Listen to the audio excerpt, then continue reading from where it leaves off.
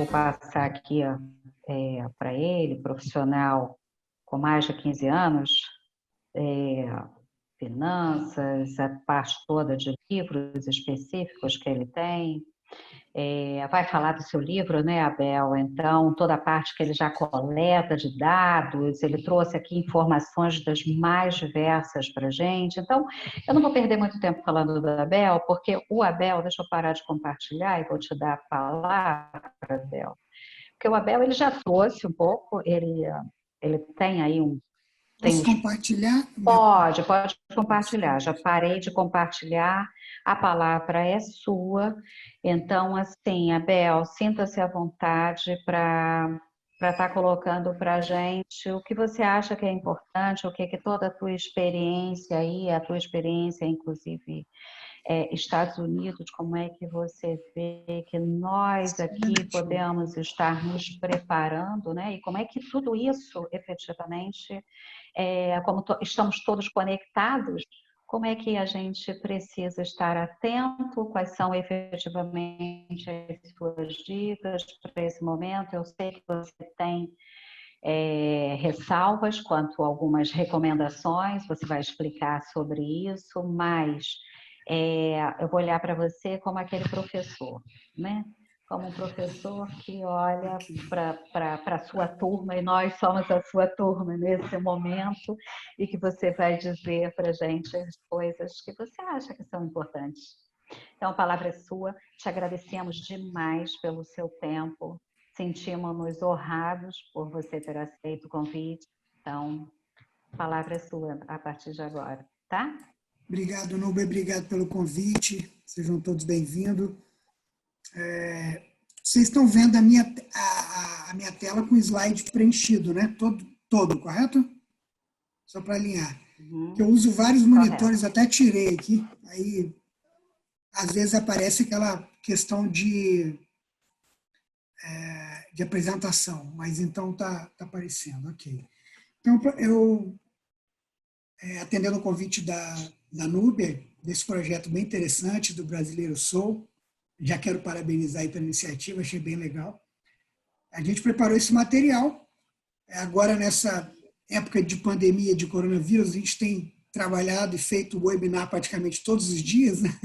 Lives, webinar, mudou um pouco aí o cenário, a gente tem atuado muito via internet, e aí eu preparei esse material que chama-se Planejamento Financeiro em Tempos de Crise. Primeiro eu vou fazer um overview da crise, como é que a gente chegou nesse momento, né, de pandemia. Eu ouvi a primeira vez sobre o coronavírus lá para o final de janeiro. A gente até eu escrevi um texto junto com meu colega Brian. Eu trabalho como Financial Advisor aqui nos Estados Unidos, a gente trabalha no RIA, no Register Investment Advisor, que é uma empresa, uma instituição financeira, chama Proxy Financial, e a gente escreveu um artigo sobre o coronavírus, as crises, fizemos uma análise histórica, e naquele momento a gente não imaginava que esse coronavírus ia ser essa pandemia que é hoje, né? Nada, a gente imaginava algo como o Ebola, como o SARS, como outras epidemias que tiveram, mas que não teve o mesmo impacto que essa pandemia aí do coronavírus. Enfim, como a Nubia falou, vou falar um pouquinho do meu background, da minha história, enfim, um pouquinho do meu currículo, de quem eu sou, para vocês poderem entender um pouquinho. Eu sou, né, o Abel Ferotti, eu tenho uma formação na área de economia e finanças no Brasil. Além disso, eu tenho um mestrado na área de Finance Investment Management aqui nos Estados Unidos, na Sacred Heart University, na Jack Welch College of Business, em Fairfield, Connecticut. Tenho um MBA pela Fundação Getúlio Vargas, do Rio de Janeiro, e tenho um mestrado em administração, com ênfase em gestão financeira, no IBMEC do Rio de Janeiro também. Fui professor no Brasil de várias instituições, entre elas o IBMEC, a Fundação Getúlio Vargas, Estácio de Sá, Grupo Pitágoras, por mais de 15 anos. Me mudei para os Estados Unidos em 2016.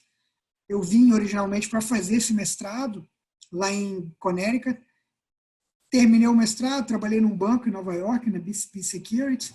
Depois a gente resolveu ficar aqui nos Estados Unidos. A gente teve a oportunidade de voltar para o Brasil, mas preferimos ficar aqui nos Estados Unidos, mudamos para a Flórida, onde eu moro hoje atualmente. Fui diretor de uma empresa aqui, de uma indústria na área financeira, e desde agosto do ano passado eu venho atuando com a minha própria empresa na parte de gestão financeira e a partir do começo desse ano também como Financial Advisor junto à Proxy. Trabalho também como mentor financeiro da eMentor. Enfim, a gente tem uma atividade bem extensa aí na área financeira e na área de investimentos. Eu tenho que fazer esse disclaimer devido à minha atuação como Financial Advisor. Qualquer recomendação, né, que eu fale não pode ser tratada como uma recomendação de investimento e nem legal, muito menos contábil. A minha expertise é na área financeira e de investimentos, né? E todo investimento acarreta risco. Retornos passados não são indicativos de resultado futuro. Isso é para me proteger. A regulação aqui nos Estados Unidos ela é muito forte. A gente tem que ter uma série de instrumentos para nos ajudar no que diz respeito à responsabilidade. Eu sou responsável técnico quando eu recomendo investimento e eu estou sujeito à responsabilidade civil e criminal. Dependendo do que eu fizer, eu posso ser até preso aqui nos Estados Unidos. É muito sério essa questão de investimento aqui nos Estados Unidos.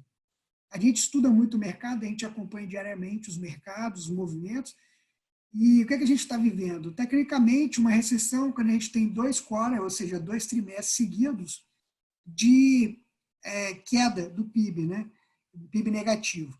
A gente ainda não tem 2 trimestres apurados, mas a gente já está vivendo, já é meio que um consenso entre os economistas, que o mundo já vive uma recessão e os Estados Unidos também, né? Bem como o Brasil, a Europa, enfim, toda a comunidade europeia.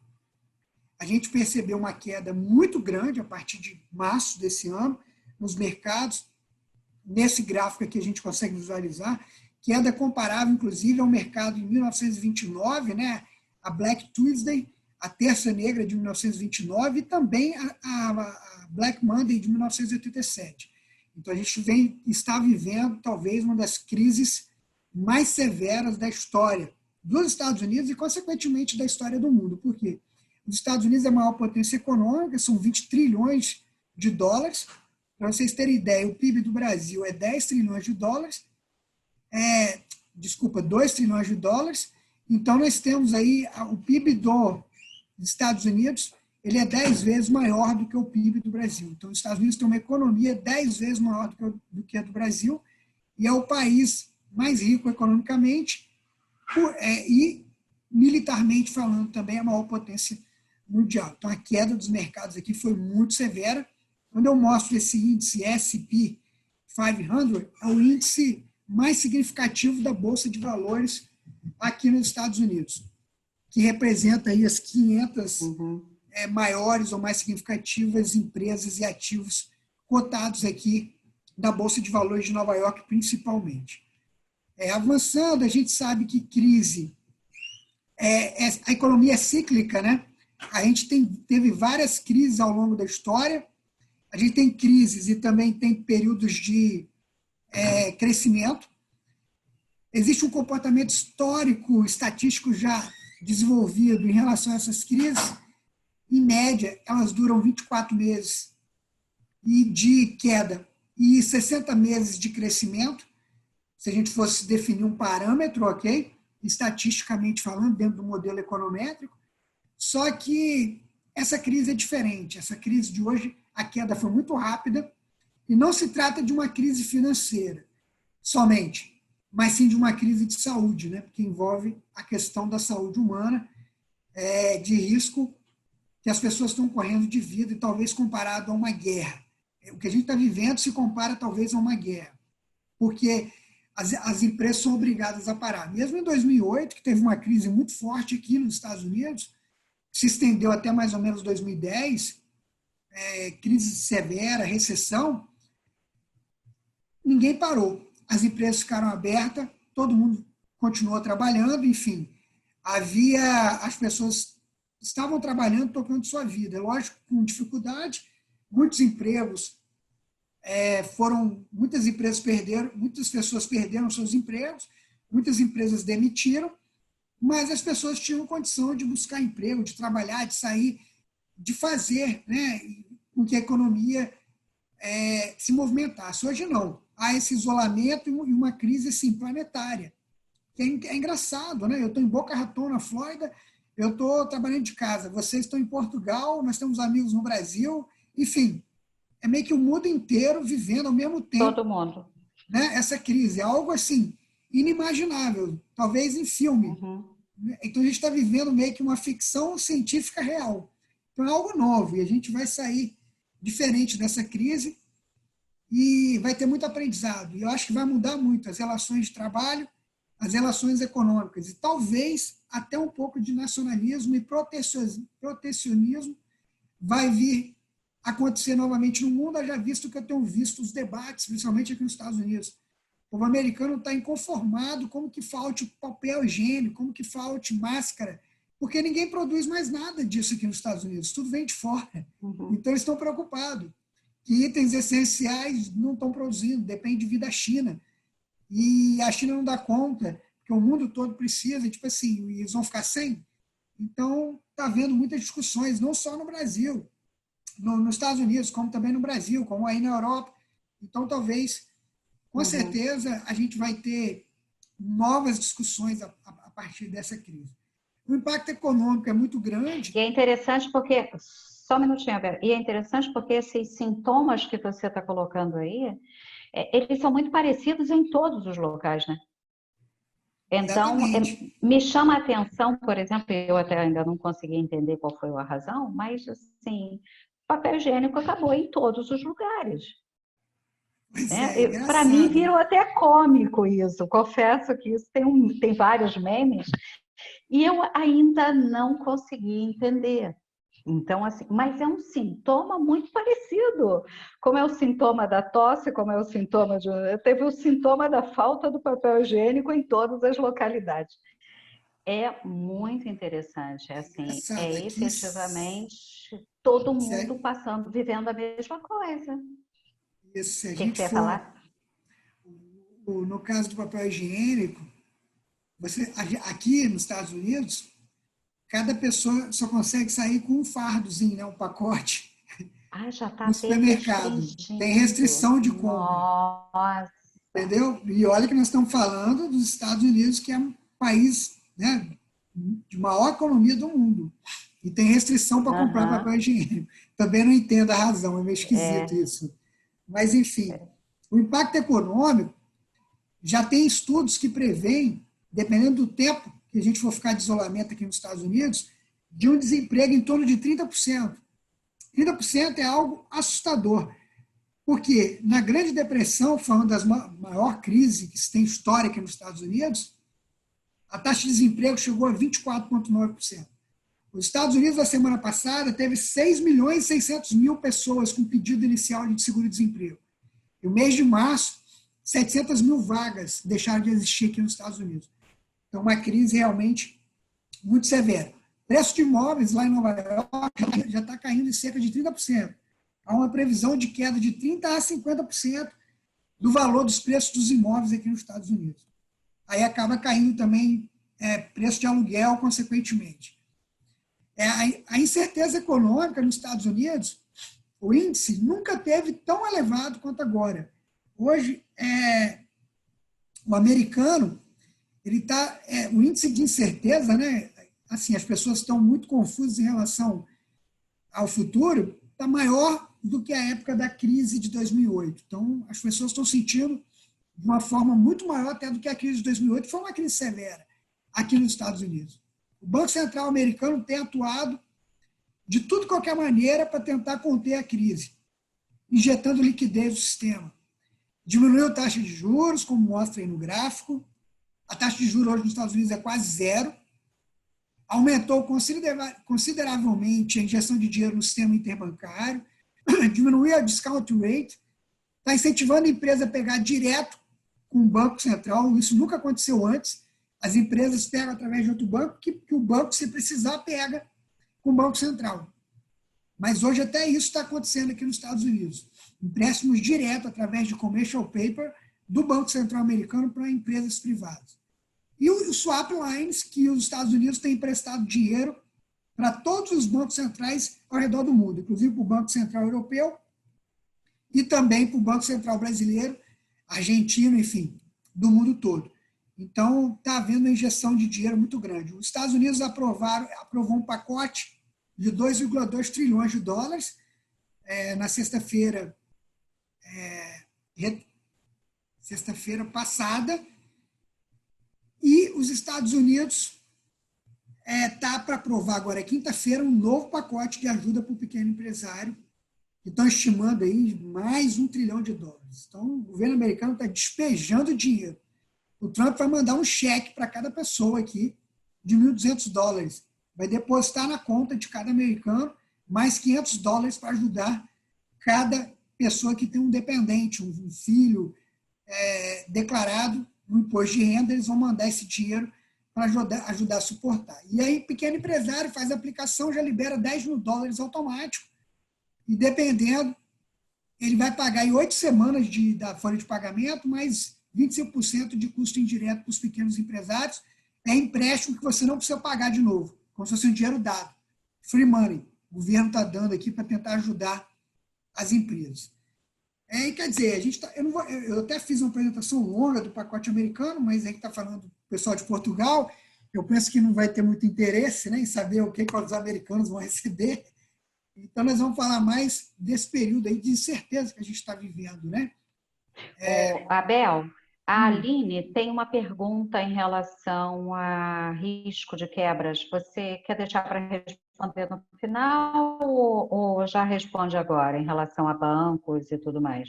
Já teve um banco aqui da Virgínia, o First Bank, já quebrou, né? Já teve a primeira quebra aqui nos Estados Unidos.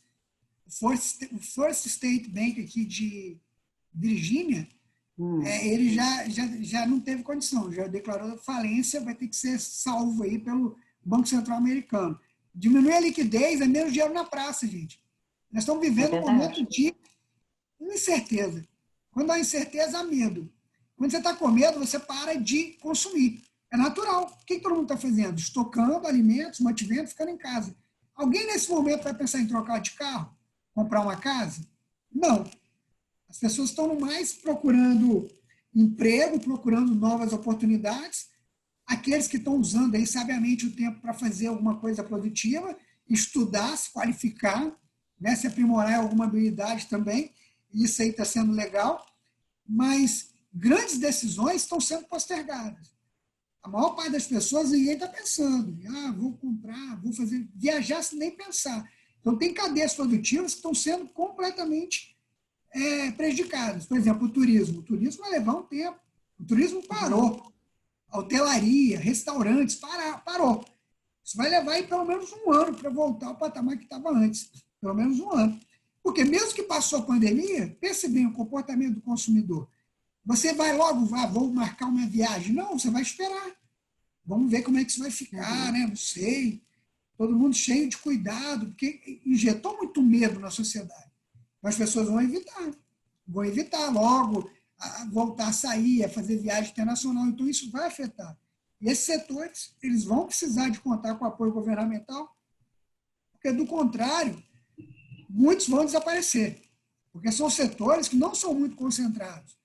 Você tem muitos pequenos empresários que atuam nesse setor, e muitos deles não têm condição. Se os governos não ajudarem, vão ter que fechar as portas. Ele não vai ter condição de bancar, né, suas contas, seus compromissos. Então, mesmo economistas liberais, que a minha escola é liberal, não estão contra esse tipo de ajuda, porque ela é necessária. Houve uma parada forçada da economia. As pessoas não estão tendo o direito de ir e vir. E isso afeta a economia de um modo geral. Né? Ninguém pode. O restaurante, um hotel, ele foi obrigado a fechar. Ele é obrigado. Eu não posso trabalhar, imagina. Eu tenho que ter alguma compensação. Não é porque eu não quero, não é porque eu estou sendo incompetente, não é porque eu estou gerindo mal, porque eu não estou atendendo meu cliente, não. Eu sou obrigado a parar. Então, um estudo que foi apresentado aqui nos Estados Unidos, que uma pequena empresa ela vai conseguir manter, no máximo, 27 dias parado, no máximo. E eu estou falando dos Estados Unidos, hein? O crédito é abundante e barato. Imagina o Brasil, não fica uma semana. Eu não sei em Portugal. Mas no Brasil não eu já tenho uma amiga que eu tenho uma amiga com uma microempresa, né? Assim, não tão pequena, mas 50 funcionários, ela já decretou falência. Olha só, veja bem. Então, eu não sei como é que está a ajuda aí na Europa, né? Eu estou muito focado aqui nos Estados Unidos e acompanho alguma coisa do Brasil. Mas o meu foco hoje maior é aqui, até porque, né, eu moro aqui, a gente está vivendo a realidade aqui, mas a gente sabe que tudo que acontece nos Estados Unidos meio que reverbera em todo mundo, né? O Brasil, que eu tenho acompanhado mais, parece incrível. O que os Estados Unidos faz, o Brasil parece estar seguindo assim, à risca. Exatamente no mesmo passo, parece que igual. O que é feito aqui, o Brasil está seguindo. A Europa, eu não sei, até porque o vírus chegou um pouco antes na Europa do que aqui, né? E o Brasil chegou meio que junto. Brasil nas Américas, foi meio que concomitante, né? A Europa chegou um pouquinho antes, acho que coisa de 2, 3 semanas, né? É o pico das paradas, teve o problema da Itália, né? Então, teve um pouco isso. O que eu acabei de falar, só para reforçar aí com esse slide, né? Sob incerteza, tira-se o pé. Em ambiente de certeza, como o qual estamos a viver, né, nesses últimos meses, é comum as empresas fazerem cortes e limitar os investimentos. Isso, quando não diminui de tamanho, faz demissões. Isso também tem acontecido.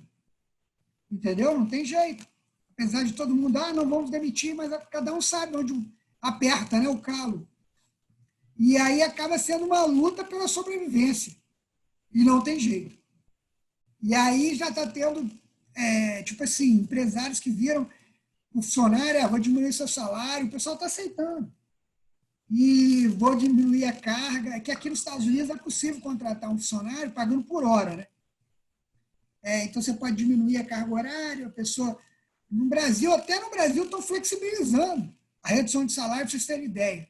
Onde a lei trabalhista é muito mais protecionista para o lado do empregado. E aqui é mais liberal, né, nos Estados Unidos. Mas mesmo assim, estão tendo muitas iniciativas para tentar chegar num acordo para que todo mundo ceda um pouco e passe da melhor maneira possível. E hoje o efeito manada que domina o ambiente, né? Muita informação desencontrada, né? Muita informação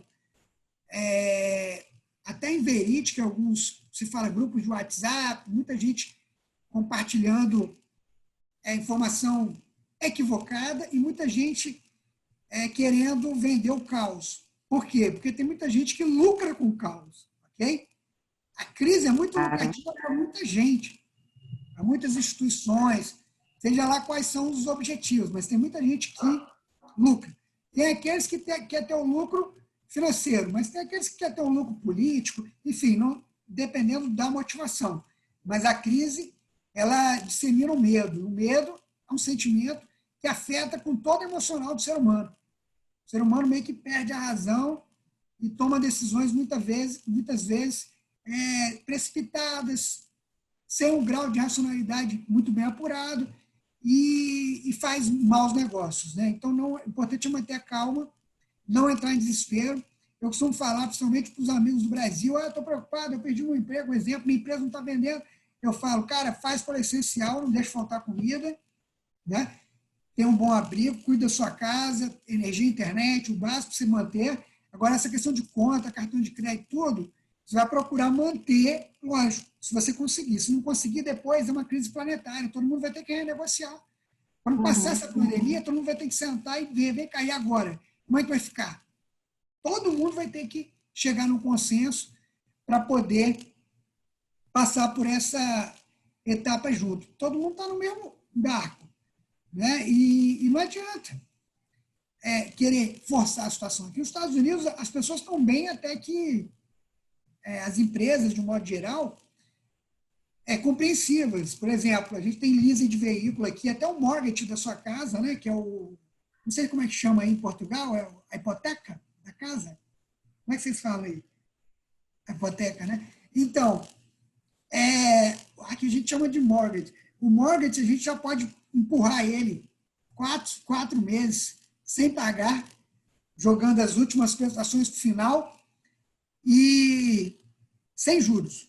Tá? Isso serve para leasing de veículo, financiamentos, quase todo mundo. É só você, tudo online aqui, tudo online. Você entra preenche um form e manda lá para a empresa que financia o veículo, a empresa que está financiando sua casa, e eles já entram e já sai, já é feito automático. Então, está tendo essa compreensão. Quem mora de aluguel, os proprietários também já estão buscando fazer esse tipo de iniciativa para ajudar, para evitar aí uma crise sistêmica. Enfim, a hora é essa, né? Cada um poder. E eu também, porque eu acabo sofrendo, por exemplo, eu moro nos Estados Unidos, mas eu tenho imóveis no Brasil, eu tenho investimentos no Brasil, porque eu sou brasileiro, eu moro há 4 anos aqui, né, nos Estados Unidos. Vários inquilinos meus já me ligaram, eu tenho uma galeria comercial no Brasil, e as pessoas me ligaram. E aí, Abel, eu não consigo pagar o aluguel e tal, eu estou entrando em acordo. Eu virei e falei, eu sei, entendo, compreendo a situação, vamos entrar no acordo. Então, o que está acontecendo? Esses inquilinos comerciais, eles estão pagando 50% do valor, entendeu? Do aluguel. Está se chegando no acordo. Então, isso é um momento de cada um buscar aí defender o interesse de uma forma justa, né? Sabendo que o outro também está sofrendo. Na verdade, todo mundo está sofrendo. Então, tem que haver um bom senso para chegar a acordo que seja bom para ambas as partes. Mas postergando a dívida ou num processo de desconto? Porque aqui a gente tem... Não, no primeiro momento é postergando aqui nos Estados Unidos. Postergando, vai acontecer isso. quando a demanda cair, porque aqui o contrato é muito sério. Né? Você assinou o contrato, você tem de cumprir. O que vai acontecer? Aluguel, quem está no contrato, vai cumprir. Aí que acabar, na hora que for renovar, vai pedir desconto. Aí vai haver uma queda automática. Porque aqui você tem um contrato, que aqui o contrato é como se fosse uma lei, tem força de lei. Então, o cara quebrar um contrato, ele vai ter muito prejuízo. Então, o que acontece? No primeiro momento, está sendo postergado. Depois que os contratos vencerem, aí sim, vão ser renegociados.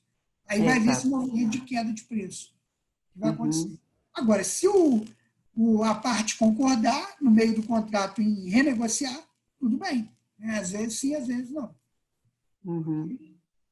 Reserva é muito importante, né, para o empresário, até para a pessoa física ter reserva, para passar por esses momentos.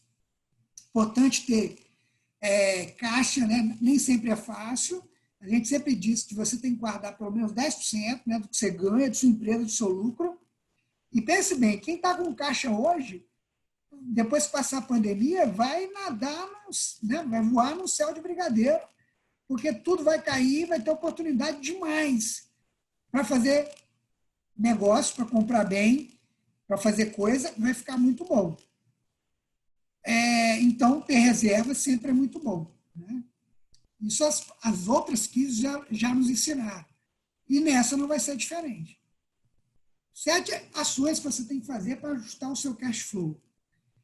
Você tem que necessariamente trabalhar o que a gente chama do seu ciclo de caixa, né? Que é o seu working capital, seu capital de giro. Você tem que negociar o seu modelo para ajustar, a melhorar essa margem de lucro, mesmo na crise. Como é que você vai fazer isso? Primeiro, tentando acelerar o recebível. Não é fácil, porque todo mundo está querendo estender. Não é fácil. Mas, dependendo da estratégia que você fizer, como, por exemplo, se você conceder descontos interessantes para o seu cliente, você pode conseguir fazer um caixa significativo, né? Estimular o pessoal a te pagar, ao mesmo tempo que você vai negociar com o fornecedor extensão de pagamento e desconto da matéria-prima ou do insumo. Que aí você consegue, pelo menos, preservar a sua margem. Considerar opções de empréstimo. Aqui nos Estados Unidos, então, tem várias, como eu te falei, que você não precisa nem pagar de volta. No Brasil também. Na Europa, eu penso que também, né, que o mundo inteiro está fazendo esse tipo de ajuda. Integralizar novos aportes de capital, se for o caso, se você tiver disponibilidade. Eliminar despesas necessárias e vender ativos não essenciais. Tá? Mas muito cuidado com isso, porque, eu diria isso, os preços dos ativos vão cair. Vender, desde que for algo bom para você reinvestir. Se for para vender a qualquer custo também, de repente não. Tá? Porque eu tenho visto que na época de crise as pessoas entram em pânico e às vezes ela tem lá um bem, um apartamento, um lote, e ela põe a venda, ela vai conseguir oferta muito baixa. E se ela vender... Então, não é o momento de realizar o prejuízo, né? Porque, por Se você exemplo, não tiver ações escolha, se for despencando. uma Só coisa de se não vida ou tiver morte. escolha. É, Senão é melhor se segurar e... melhor segurar, melhor Uhum, renegociar a dívida, postergar pagamento, lutar. uhum, Entendeu? Porque você pode fazer um péssimo negócio e você depois pode... Você recomprar aquilo ali vai ser difícil. Entendeu? Tem que entendi. tomar muito cuidado.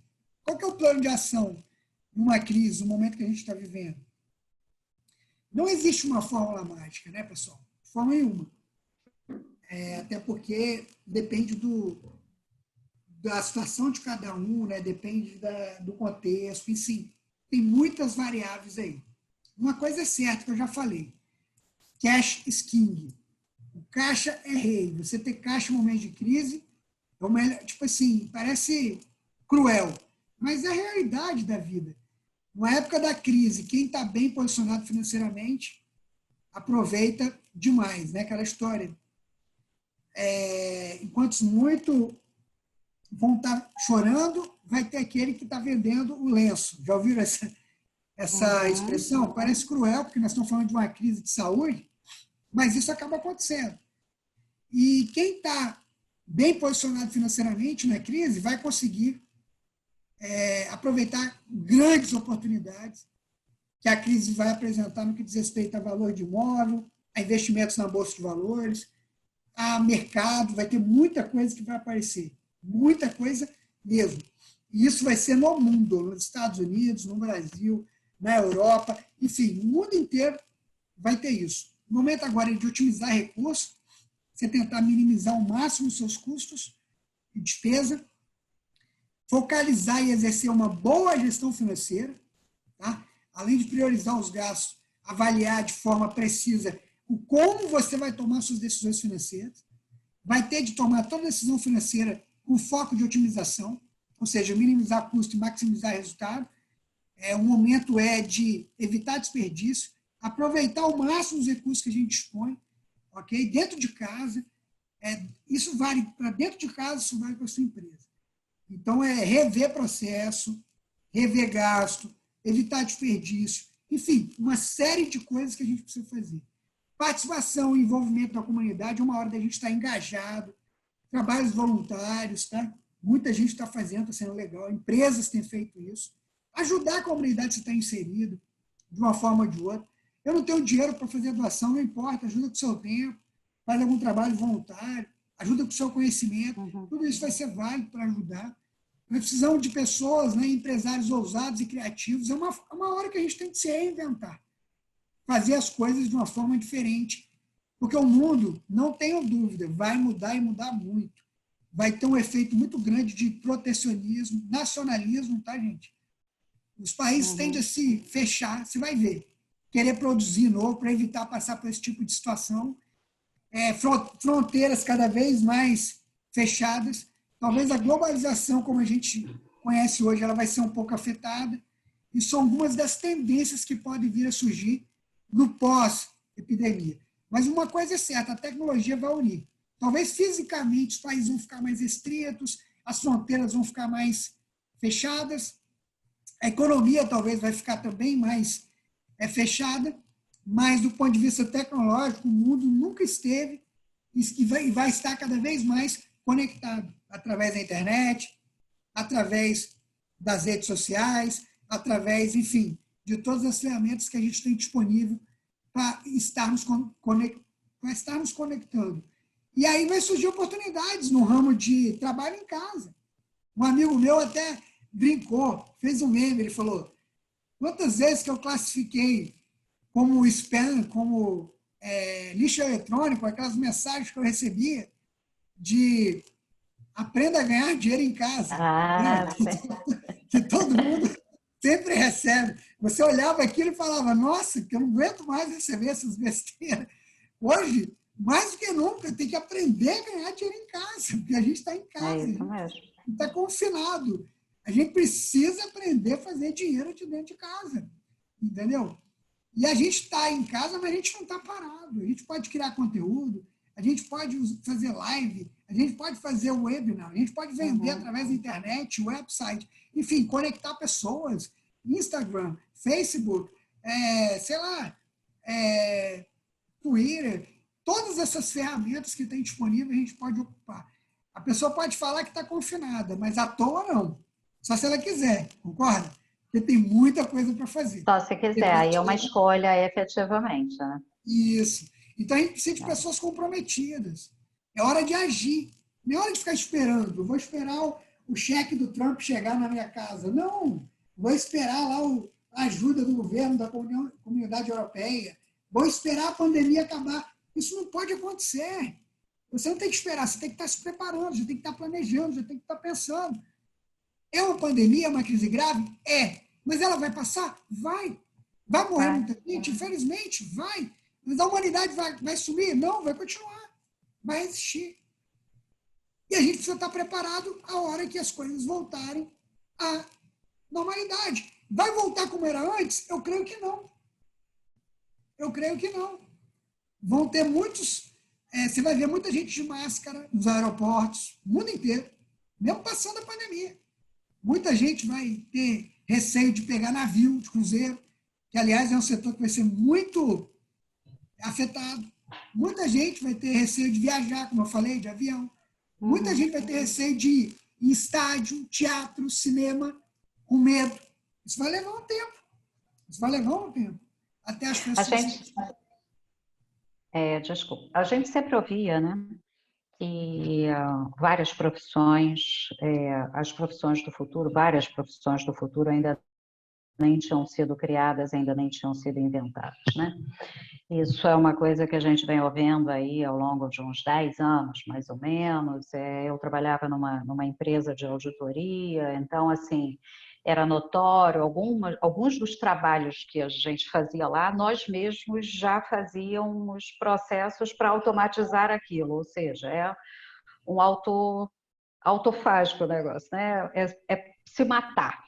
Mas faz parte, é isso aí mesmo. Então, o que eu estou percebendo é que esse processo vai acelerar, sabe, Abel? Porque tem não adianta mais achar. Um dia desse eu estava vendo uma live de uma pessoa ligada ao lado da estética, e que ela estava dizendo que uma determinada cabeleireira estava montando os kitzinhos para outra fazer a sua própria pintura do cabelo. E aí uma reagiu dizendo o seguinte: poxa, mas nisso daí a gente entrega, entre aspas, o ouro, né? Porque é exatamente o que a gente sabe fazer.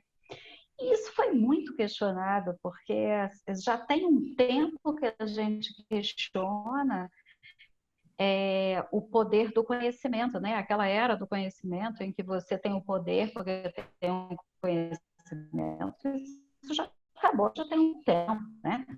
Então, assim, e eu acho que isso vai criando essas novas profissões que a gente não conhece, mas mais ainda. Talvez não volte mais mesmo o mesmo nível de emprego, porque muitas empresas hoje estão percebendo que dá para sobreviver sem um profissional lá dentro, que tem algumas coisas que não precisam mais funcionar como funcionavam, e aí talvez acelere a gente repensar. Quando você falou de trabalho voluntário, eu me lembrei de toda uma previsão que a gente tem de renda bruta universal para para alguma camada da população que vai realmente fazer um trabalho muito mais de servir do que ser capitalizado por aquilo que está fazendo, né? Então, assim, como é que você vê isso, sabe? Assim, como é que você percebe isso, essa história toda aí? Eu concordo com o que você disse, que já vinha uma tendência, né, para mudança das relações de trabalho. Eu acho que vai se intensificar com essa crise vai se intensificar. Muitas empresas, por exemplo, no Brasil, telemedicina era proibido, hoje já estão aceitando. Muitos paradigmas vão ser quebrados, né, nessa crise. Na questão de home office, muitas empresas, se não me engano, a Apple aqui nos Estados Unidos tinha proibido o home office. Agora foi obrigado, olha só, a se adaptar todo mundo ao home office. Então, empresas que tinham aderido, tinham feito pesquisas aqui nos Estados Unidos, profissionais da área de RH, me perdoe, eu não sou da área de RH, eu sou um da área de finanças, eu sou muito analítico, racional, mas, enfim, eu tenho lido muito a respeito disso devido às pesquisas da questão da pandemia. E o que aconteceu? Eles haviam pesquisas que sinalizavam que a produtividade do funcionário caía no home office. Mas agora as empresas se viram obrigadas a trabalhar de home office. Então tem que buscar novas alternativas para fazer com que a equipe produza de forma eficaz, utilizando a tecnologia. E olha só, o quanto que vai evitar de deslocamento, o quanto que vai minimizar de custo. Imagina, eu, por exemplo, meu escritório da empresa que eu trabalho fica lá em Miami, né, Brickell. Fica 1 hora de onde eu moro.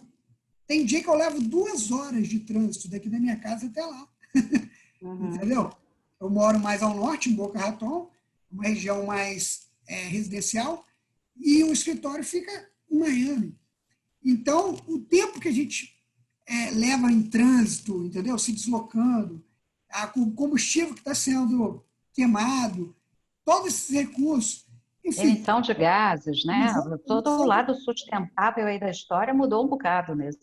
Então, aí, se a gente conseguir produzir de casa, conseguir dar conta do recado, algumas profissões não, é lógico, depende da pessoa, né?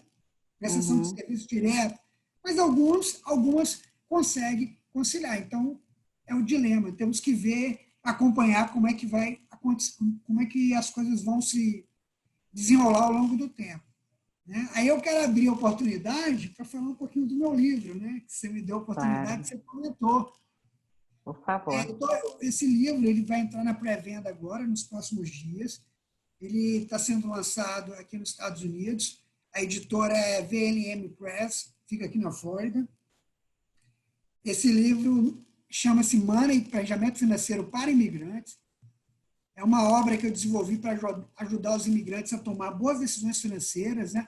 Ela envolve desde informações básicas de como você organizar o seu orçamento, até tópicos mais avançados, como investimentos e proteção patrimonial.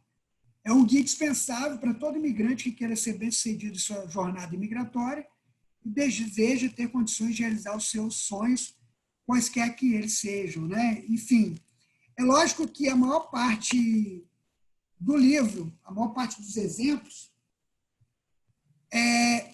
são daqui, dos Estados Unidos, porque eu moro aqui. Mas os conceitos que estão lá são universais e servem para qualquer imigrante, seja ele em Portugal, na Europa, na Alemanha, na Inglaterra, no Japão, aqui nos Estados Unidos, e até para brasileiros que queiram imigrar. Ele vai ajudar também.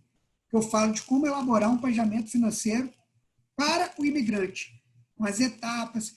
E aí eu falo das modalidades de instrumentos de investimento, proteção e estratégias no mercado americano. Porque eu sou um profissional registrado, licenciado aqui, tenho conhecimento e com isso eu acabo compartilhando um pouco da minha expertise trabalhando aqui. Falo um pouquinho do Brasil também, porque eu trabalhei muitos anos no Brasil também, no mercado financeiro. Então, eu acabo mesclando e tá legal. Nós temos aqui, vai ser lançado aqui, assim que essa pandemia acabar, nós vamos lançar aqui em Miami. Já tem previsão, Abel, para quando? Não temos, infelizmente, porque ninguém marca, a gente não sabe, a gente está esperando. Mas suposto para dia 30 acabar, se maio começar a voltar, aí a gente no início de maio já vai fazer.